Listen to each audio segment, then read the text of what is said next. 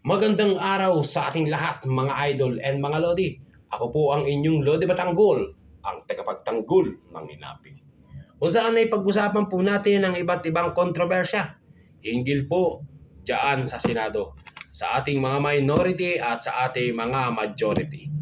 Na kung ang ating mga senador ay hindi kayang makipaglaban sa debatehan o talastasan na pinag-uusapan sa pag-usad ng bansa sa hinggil sa binubuo at pagkakaisang batas upang mapagtibay at upang ito ay maisakatuparan para sa paglilingkod sa taong bayan.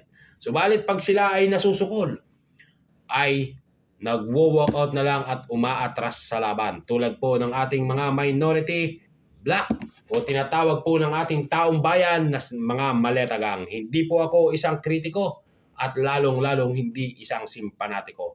Ako po ay boses ng ordinaryong Pilipino.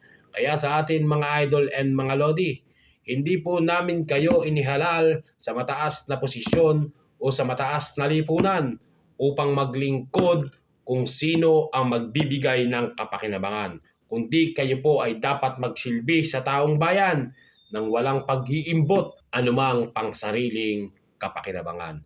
Dahil ang tungkulin nyo ay maglingkod sa ating mamamayan at hindi maglingkod sa kung sino ang may kapakinabangan, lalo na po sa issue ng flood control at sa issue ng mali-maletang ipinamudbod ng 18 Marines na kung saan ay pinangalanan subalit hindi po pinaimbestigahan ng minority.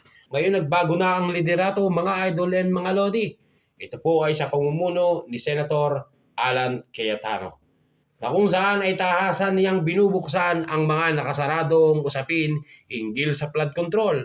Pero dahil nga ayaw mabuksan ng mga salot na senador sa lipunan at mga membro ng mga maletagang, sila po ay nag-walk out. Ang pag-agtas daw ay isang tagumpay kung saan itong si Senator Lacson ng panahong siya ay PNP chief at gumanap na Lacson story na walang iba kundi si Senator Lito Lapid. Ito po ay sinundan ko ang kanyang story lalo't diyan sa may Quezon City. Diyan ko po siya nakita na talagang isang tunay na pulis na naninindigan para sa ordinaryong mamamayan.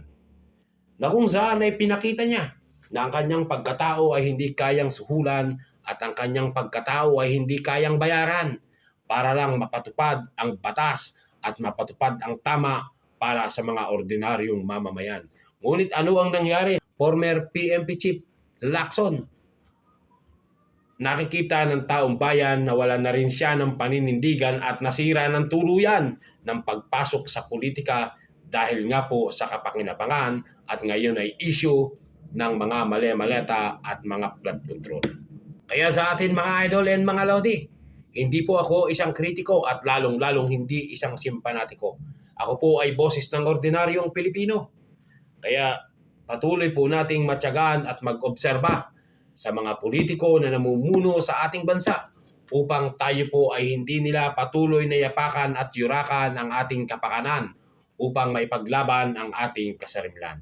Kaya sa atin mga idol and mga lodi, patuloy po nating suportahan ang mga programa na kung saan ay tingin natin ito ay makatutulong sa taong bayan at iwaksin natin ang mga senador na salot sa lipunan at mga bayaran na walang paninindigan. Ito po ang inyong Lodi Batanggol as Koy Rain Channel, ang tagapagtanggol ng Inapi.